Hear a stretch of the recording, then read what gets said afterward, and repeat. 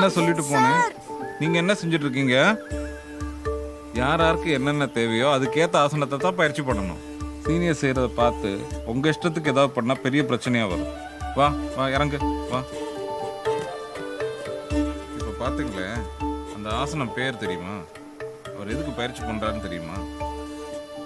இந்த ஆசனம் பேர் பாத அங்குஸ்தாசனம். கல்யாணம் பண்ணிக்காம பிரம்மச்சரியா வாழ்கிறவங்க பயிற்சி பண்ணுற ஆசனம்.